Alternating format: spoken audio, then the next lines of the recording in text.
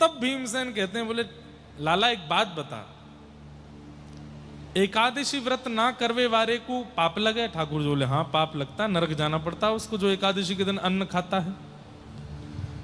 तो भीमसेन बोले लाला मोते भूखो ना रहे हो जाए, मैं कहा करूं, एक दिन भी यदि भोजन नहीं मिलता है तो मेरे बस ये समझ ले, मेरे सामने जो आ जाएगा मैं वाकू मरोड़ दूंगा। भोजन के बिना चिड़चिड़ाहट होती है। अब एकादशी के दिन भी मैं तो भोजन कर ही लूं लाला, अब कहा करूं बता, कोई ऐसा उपाय बता कि ये एकादशी को नियम जो तोड़ दें कहें उनको भी भलो हो जाए। तब ठाकुर जी ने कहा, साल में एक बार ज्येष्ठ की जो एकादशी आती है, जिसे हम निर्जला एकादशी कहते हैं, इस दिन यदि व्यक्ति अन्न ना खाए और जल भी ना पिए तो पूरे साल भर की जितनी एकादशी हैं, यद्यपि अधिक मास की भी जो 2 अधिक एकादशी हैं, समस्त एकादशियों का फल उसको एक दिन व्रत करने से प्राप्त हो जाता है। इसलिए भीमसेनी एकादशी है।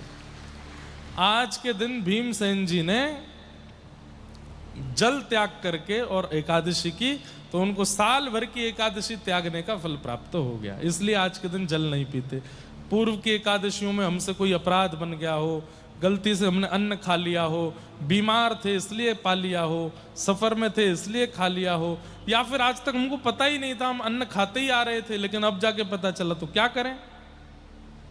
निर्जला एकादशी को जल त्याग करके भोजन न करते हुए अगर दिन यापन किया जाए तो संपूर्ण एकादशी का फल मिलता है। पर यह बात बहुत ध्यान से समझने की है, चक्कर आने लग जाएं, बेहोशी की हालत हो जाए, हमारे कारण पूरा परिवार परेशान हो जाए, तो फिर एकादशी को प्रणाम करके कुछ पा लेना चाहिए। क्यों? निर्जला वाली, क्योंकि नहीं तो फिर इससे उत्सव, एकादशी उत्सव है, वो उत्सव की तरह रहनी चाहिए।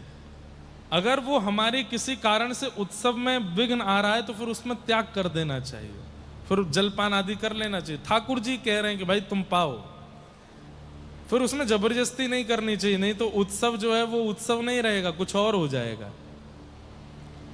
इसलिए ये एकादशी के नियम हैं आदि आदि, बस लोग बाग अपनी सेहत का ध्यान रखा करें।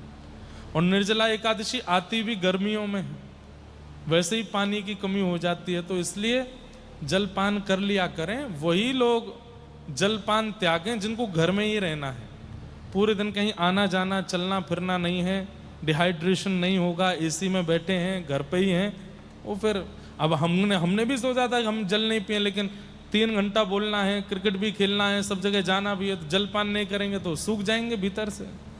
तो जिनको एक जगह रह करके तप करना है, भजन करना है, वो ही जल का त्याग करें। घूमने फिरने बाहर जाने धूप में बैठने वालों का जल त्याग नहीं होना चाहिए, नहीं तो एकादशी उत्सव की जगह कहीं मातम नहीं बन जाए।